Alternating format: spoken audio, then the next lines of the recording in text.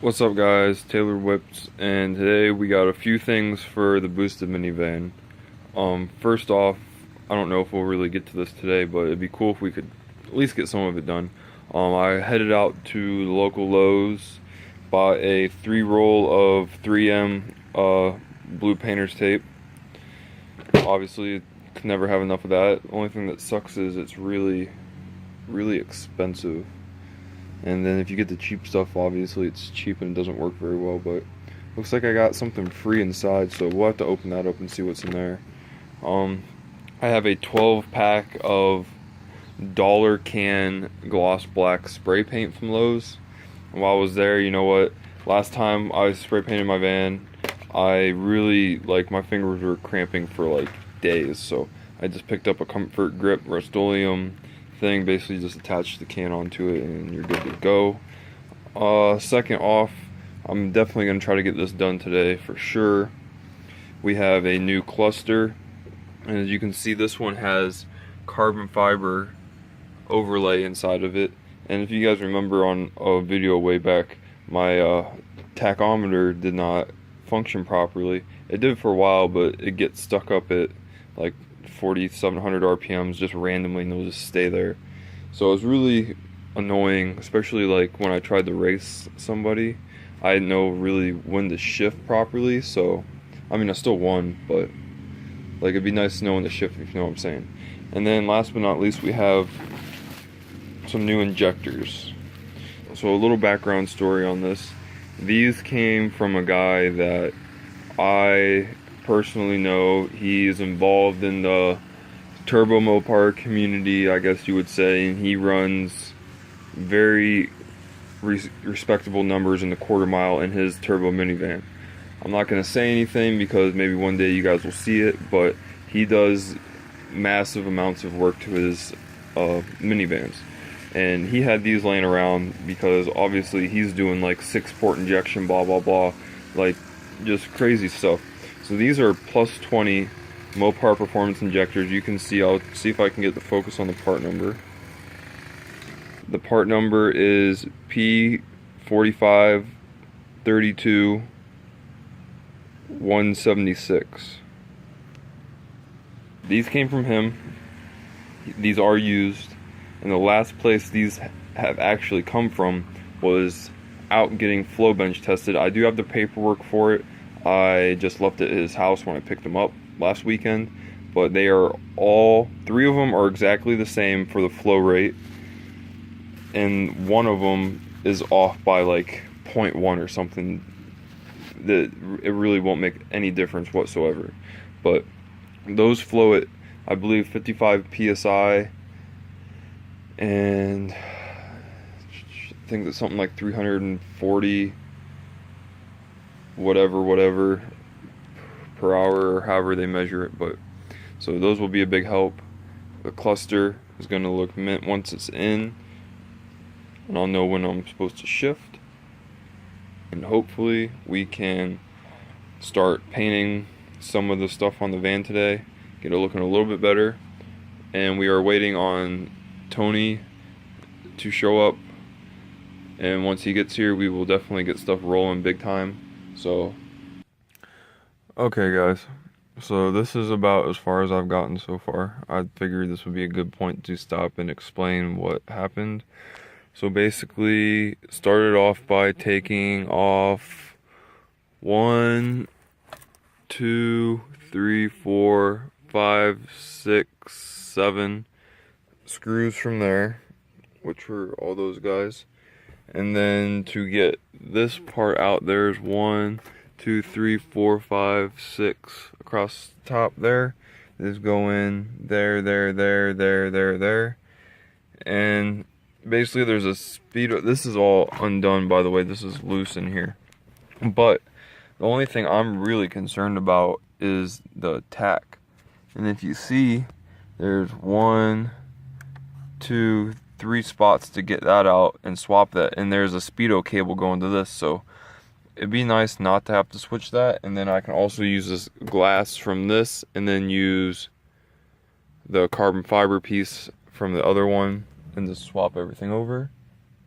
And I think I hear Anthony's car from down the road, but I need to go grab and disassemble the other cluster and figure out what I want out of that first before I start tearing this one apart even more so. Yep, here's Anthony. Let's take a look at his rice box. Mazda 6 with his 18s on.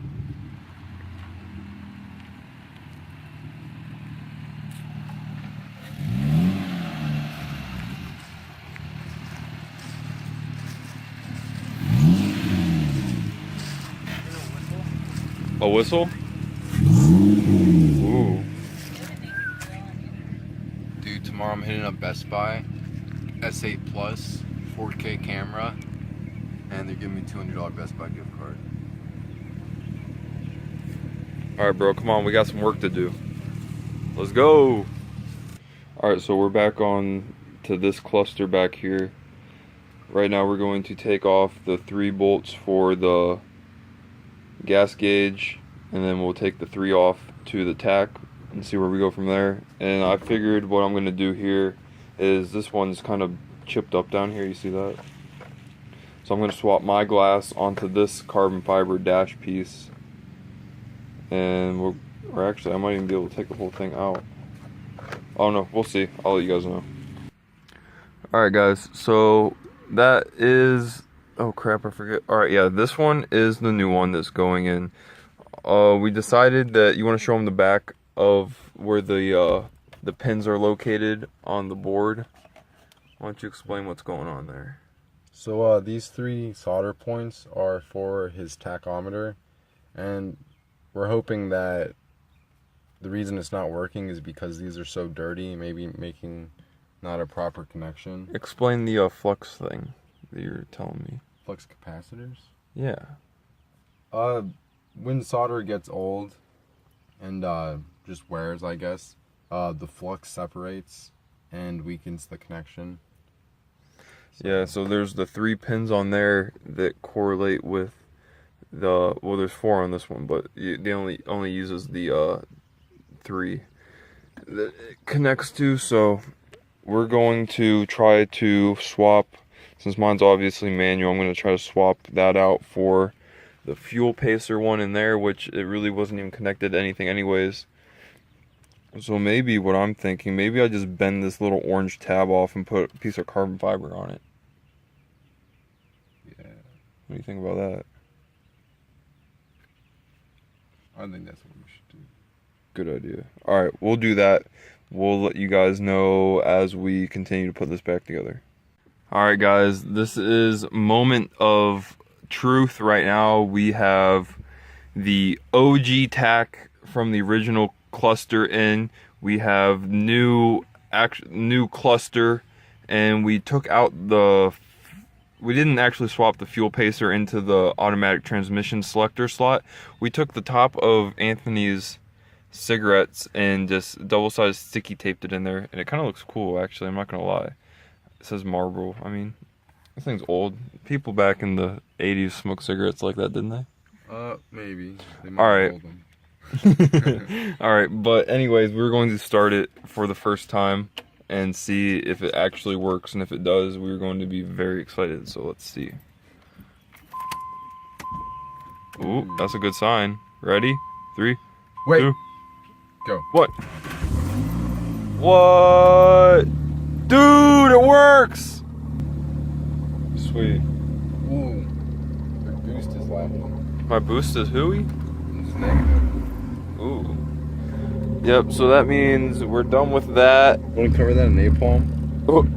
I got some some napalm. We do need to put the speedometer cable, the gas gauge back in. Yeah, and the speedo. The speedo might be broken, not quite sure, but we'll let you guys know. But at least we know this works. That's cool.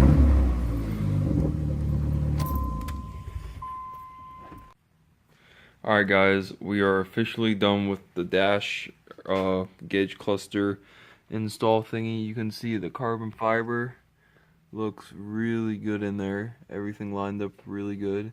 And then a nice little touch that Anthony thought of, where the fuel pacer was and the gear selector for the automatic, he took the top off of his cigarettes and we stuck that in there. So now it just says Marlboro Midnights in there, which is kind of cool, but it's unique, so it's different. No one else really have that. And other than that, cleaned up the inside. Anthony's girlfriend was kind enough to kind of clean the back and organize some stuff in there, so that's cool. I'm going to take it around the block and then we will be done for tonight. So hope you guys enjoyed this video and keep it tailored.